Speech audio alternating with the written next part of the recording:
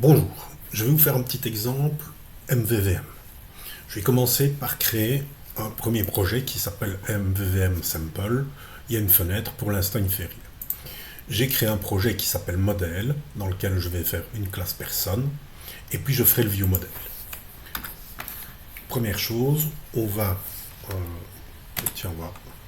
accepter celui-ci, on va accepter celui-ci, on a un nom, on va refaire une dernière propriété que je vais appeler. Voilà, j'ai un modèle, vous, c'est votre modèle carré, que sais-je. Dans mon view modèle, je vais créer un objet qui est de type personne.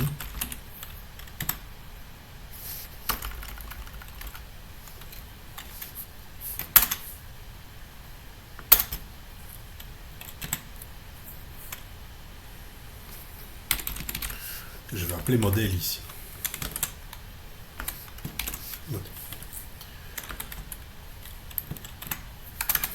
Je vais maintenant aller voir sur le site web que je vous avais envoyé. Je vous avais envoyé ceci, Implementing Inotify Property Change. Je vais aller copier la classe de base. Ctrl+C. Je vais créer, je vais le mettre dans View Model, un nouvel item. Une classe que je vais nommer base view model. Dans base view model, je vais aller mettre, alors moi j'ai appelé ça view model base. Voilà. Ce qu'on va faire, c'est rename file. Voilà.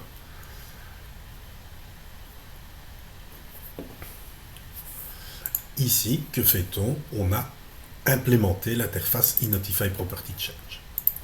Je vais maintenant aller dans mon view model et je vais lui dire qu'il implémente view model base.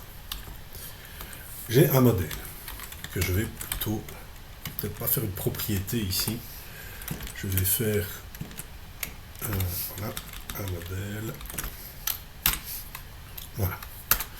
Je vais faire un constructeur. Le constructeur qui prend en paramètre une personne. Personne P. Ce modèle est égal à P. Ensuite, je vais créer des propriétés pour chacune des propriétés qui se trouvent dans personne. Donc, ce que je vais faire un petit copier-coller ici.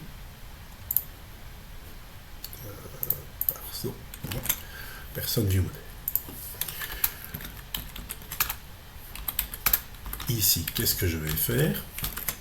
Quand on get, on va remballer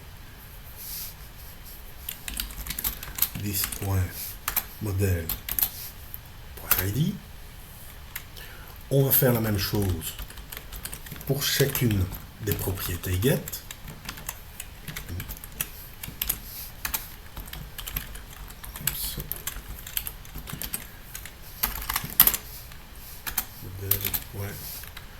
Âge.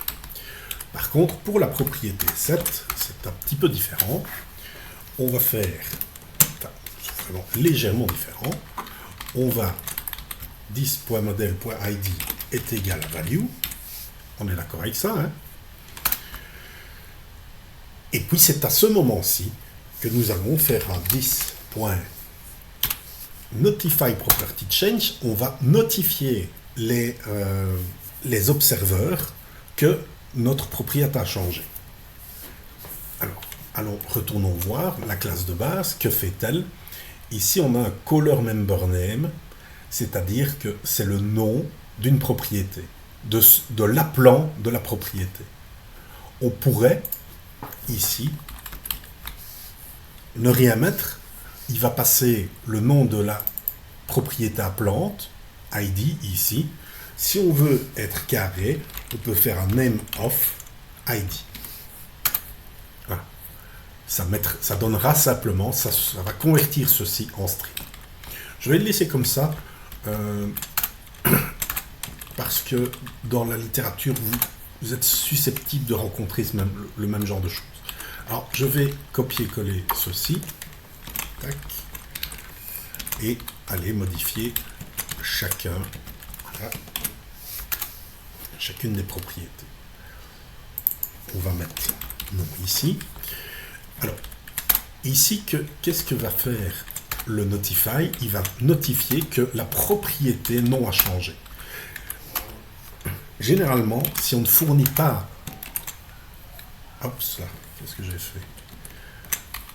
Si on ne fournit pas de propriété à invoke, donc si je reprends le viewModel base, si on ne lui donne pas le nom, ou qu'on lui donne un nom vide, il notifiera l'ensemble des propriétés de l'objet. Alors, ici, c'est âge. Et ici, on a également âge. Nous avons maintenant un viewModel. Nous avons un modèle de base, nous avons un modèle, un viewModel base, et notre classe viewModel qui hérite de viewModel base. Et que fait-elle? À chaque modification d'une propriété de notre viewModel, elle notifie l'observeur que la propriété a été modifiée, pour qu'elle puisse se mettre à jour, tout simplement. Alors, ici, hop, on va enregistrer. Alors, je vais fermer ceci. Personne, on n'en a plus besoin. Personne viewModel, on n'en a plus besoin. Et viewModel base, on n'en a plus besoin non plus. Nous allons maintenant créer une fenêtre. Donc, on a notre fenêtre. On va mettre dans le main viewModel, ici, qu'est-ce que je vais faire? Je vais déclarer un élément de type personne viewModel. Personne viewModel. C'est ce qui va être bindé dans ma fenêtre. Si vous vous demandez comment je viens de faire ça, c'est ReSharper. Donc c'est l'extension ReSharper de JetBrains. Vous y avez accès avec votre adresse mail. Personne viewModel. Je vais mettre... je vais lui donner un nom. C'est pas là que je dois la mettre, évidemment, c'est une propriété. Properties, personne viewModel. Je vais mettre current person. Voilà. Et alors, current person est égal à new, et on va créer une nouvelle personne viewModel. Elle demande en paramètre une nouvelle personne. On va faire une nouvelle personne avec des propriétés. Tac. Âge est égal à 45. Identifiant, on va mettre 0. On va mettre une valeur comme ça. Quand on bind, on verra. Et non, on va lui mettre un nom quelconque. Voilà, on va mettre où il verse. Là, j'ai créé un objet que je vais pouvoir binder. Et puis, que doit-on faire?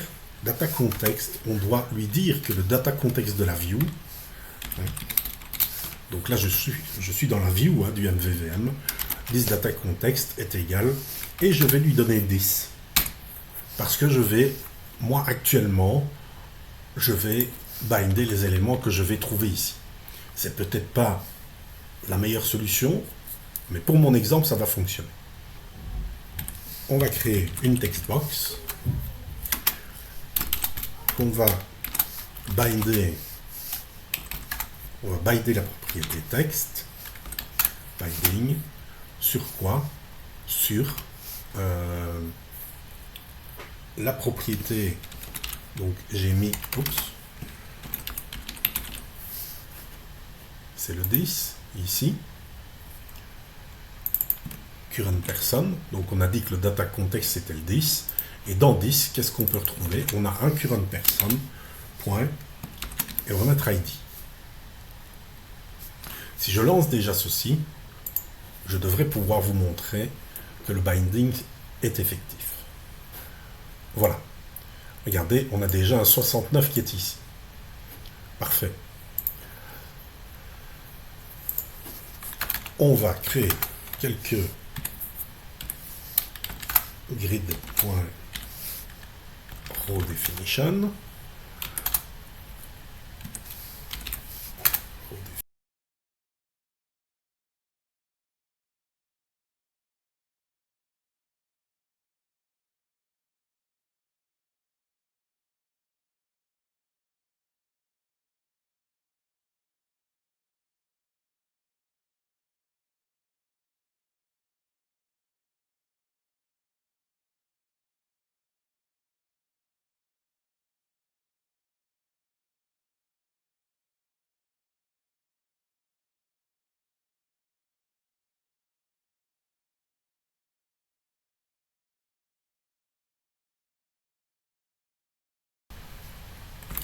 Faire un copier-coller de ceci, CTRL-C, CTRL-V.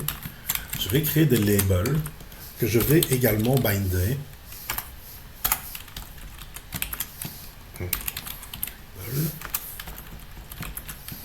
label. Comme ça, je vous montrerai qu'à chaque modification, et ici dans cette content, pour un label, à chaque modification d'une propriété à partir de la fenêtre, donc je vais modifier dans la textbox, ça modifiera le label. On essaye ça. Voilà, si je modifie ici, que je mets 70, alors ça n'a pas été modifié, hein, tant que je n'ai pas validé la zone. Voilà, vous avez vu, ça a été modifié. Ah, je vais mettre Carl en plus, boum, ça a été modifié. Là, j'ai un en plus, boum, ça a été modifié. Si on veut maintenant que la propriété soit modifiée au moment où on tape le texte, je vais le faire sur nom par exemple, là ici, on va lui dire que update source trigger se fait sur le property change. CTRL-S, boum. Alors, en théorie, je l'ai mis sur quoi moi? Sur le. En théorie, si je tape Carl, voilà. C'est modifié au moment où on frappe les caractères. Vous voyez? Et voilà, le binding est terminé.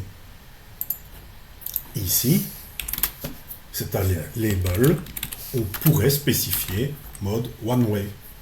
On ne sait avoir qu'une mise à jour qui est poussée dans le contrôle et pas une mise à jour du contrôle vers la propriété.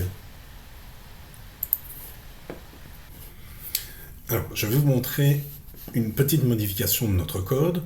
Ici, nous avons mis dans le main.xaml.cs notre viewModel. Alors ici, on n'a qu'un seul viewModel, on n'a pas de liste, on n'a rien du tout. On va un petit peu modifier ça. On va faire un viewModel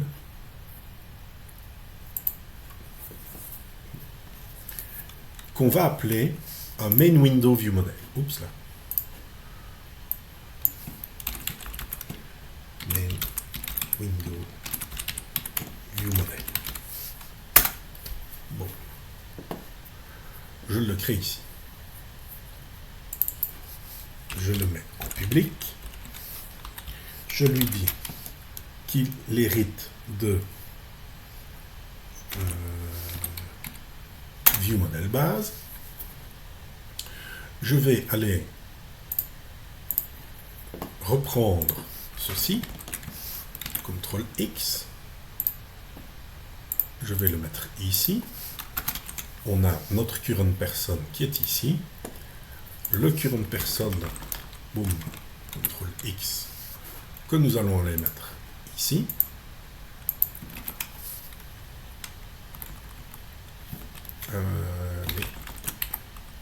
Excuse, c'est tort. On va faire un constructeur. Dans le constructeur, forcément, on va mettre ceci.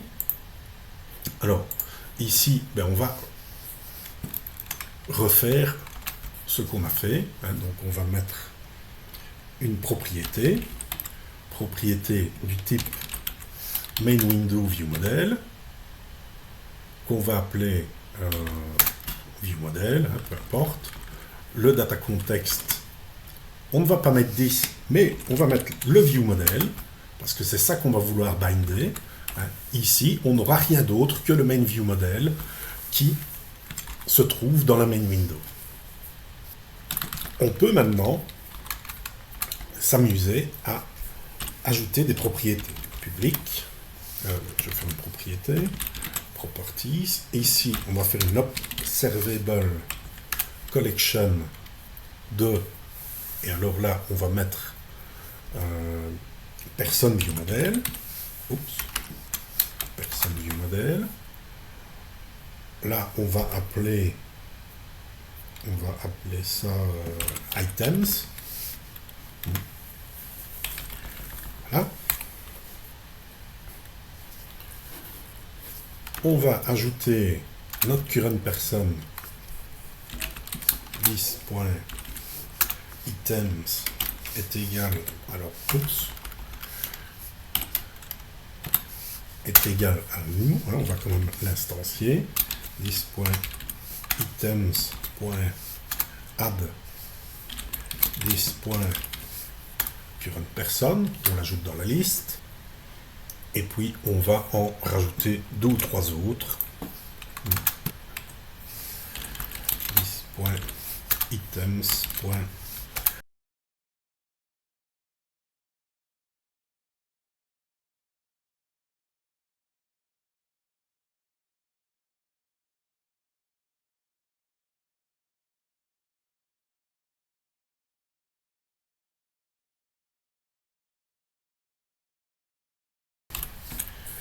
Nous avons maintenant une collection d'objets que nous allons pouvoir binder sur un élément de la fenêtre. Qu'est-ce qu'on a? On a le view model qui est ici.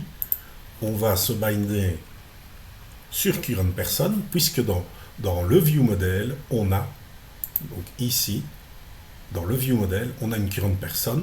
Donc pour finir, on n'a pas changé on n'a rien changé dans l'examen, mais quand on va binder sur la liste, on va pouvoir ajouter justement ce binding. Ok, j'ai oublié d'instancier mon view model. C'est pour ça que ça ne marche pas. Et c'est égal à new main view model. Voilà. Ça va aller un petit peu mieux comme ça. Voilà. Et on a pratiquement rien changé. L'avantage, c'est que maintenant, on a un objet, main view model, qui est parfaitement indépendant de la fenêtre. On pourrait réutiliser ce main view model-là dans une autre fenêtre. On créerait une autre vue, on pourrait réutiliser exactement le même objet.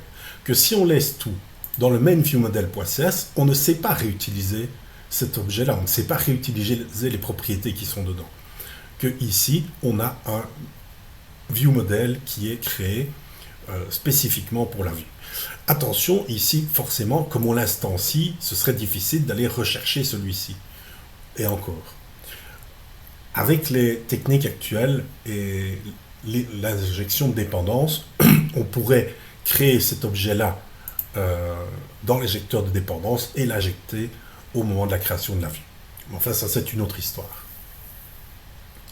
Qu'est-ce qu'on va pouvoir faire? On va essayer maintenant, puisque on a une liste.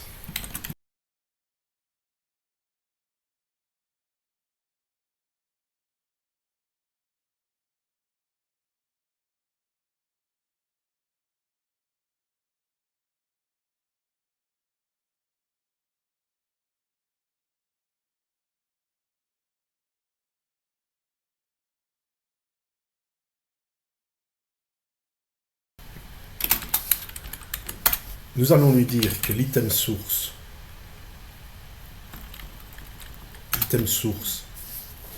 c'est du binding et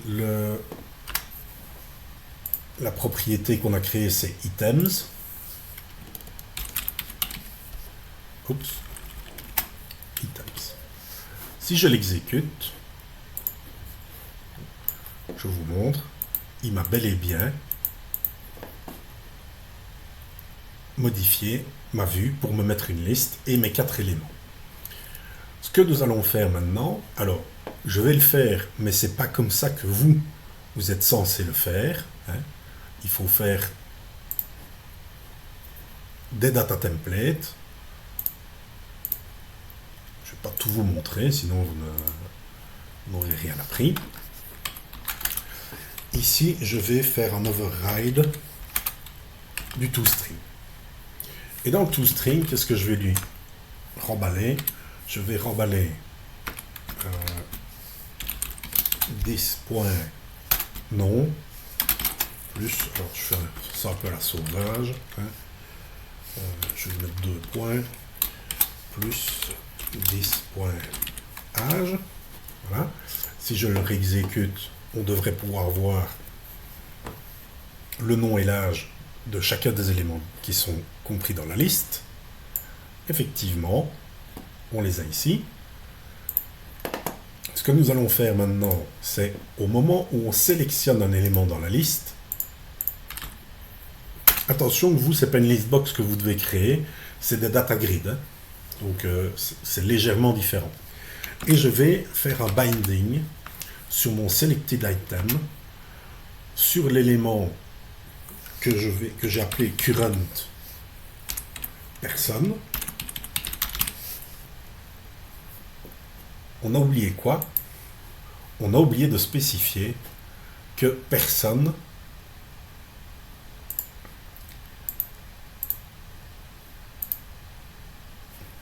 il doit évoluer. On doit pouvoir lui dire attention, quand personne change, tu dois updater ta vue. Alors, je n'ai pas. Ok. On a le set.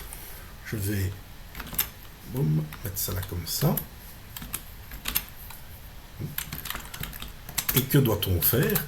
On doit lui dire this.notifyPropertyChange également, puisque ce qu'on veut, c'est que la vue soit modifiée quand cette propriété-là change également, sur une personne. Voilà. Maintenant, si je change, j'ai bien les propriétés qui changent. Ok, hop, vous savez quoi? On va copier carrément celui-là. CTRL-C. Voilà. On a notre listbox. Ici, on va binder sur le nom. On va binder sur l'âge. Et en plus de ça, on va en rajouter un qui est l'ID. L'identifiant, stack panel, orientation horizontale. On a l'ID, le nom et l'âge. Voilà.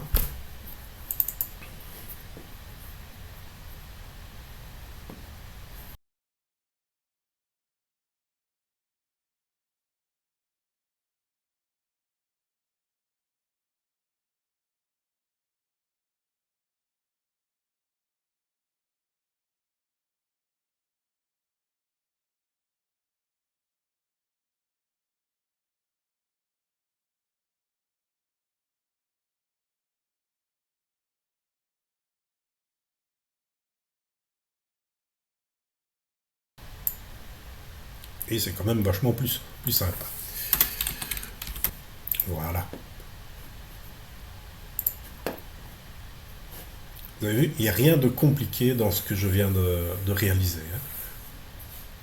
Je vais reprendre tout très rapidement. Première chose, vous avez un modèle. Vous avez des modèles qui existent déjà, que vous avez déjà réalisés, vous n'y touchez pas. Vous faites un nouveau projet, View Model, et vous créez des view modèles pour chacun des modèles. Le modèle, il fait de la composition. Donc il est composé de quoi? D'un d'un modèle, personne. Donc le view model est composé d'un modèle personne, ici. Il pourrait être composé d'autres view modèles. Imaginons que vous ayez un modèle adresse qui est contenu dans personne, mais vous allez faire un view model adresse, et puis dans personne, vous aurez un view model adresse qui lui-même est composé d'un modèle adresse. Dans chacune de nos propriétés, attention, ne pas oublier de faire le Notify Property Change. Au tableau, moi j'avais mis Raise Property Change, que ce soit Notify ou Raise, c'est exactement la même chose. Hein. J'ai créé un autre view model pour ma vue. La vue doit avoir un view model. C'est beaucoup mieux comme ça, c'est beaucoup plus propre. Faites-moi confiance. Faites un view model par view et la seule chose qui se trouvera ici dans votre code behind, c'est la création du view model et l'instanciation et le set du data context. Dans le cas où on ferait de l'injection de dépendance, ben, on aurait peut-être ici le main view model qui apparaîtrait dans le constructeur et on aurait ici le data context, donc on aurait une ligne qui setterait le data context, mais on ne fait pas de l'injection de dépendance, donc on ne va pas trop s'en préoccuper. Qu'a-t-on de plus dans notre exemple? On a un fichier XAML. Le fichier XAML, ben, il y a quoi dedans? La seule chose qui est vraiment intéressante, c'est cette petite partie ici. Voilà. La partie qui vous dit sur quoi est bindé votre élément. Ici, on est bindé sur currentperson.id, c'est l'élément courant que l'on va setter dans la vue. On peut avoir, pour des bindings, certains autres types d'options, on va dire, hein, de propriétés du binding. On a le Update Source Trigger Property Change qui permet de notifier directement que la propriété a changé. C'est ce qui permet de taper du texte et de le voir évoluer dans les autres champs. Ça, c'est pas obligatoire. Ça, c'est comme on veut. On peut laisser l'opportunité de le mettre à jour uniquement quand la zone est validée. Et puis, on a le mode two-way, voilà, qui n'était peut-être pas indispensable ici. Je pense bien quand même, ce qu'on va faire, c'est supprimer ça. On va relancer, on va voir si c'était utile de le mettre ou pas. Notre fenêtre démarre. Si j'appuie dessus, eh bien, voilà, ça a l'air d'être tout à fait fonctionnel. Et de ce point de vue-ci également.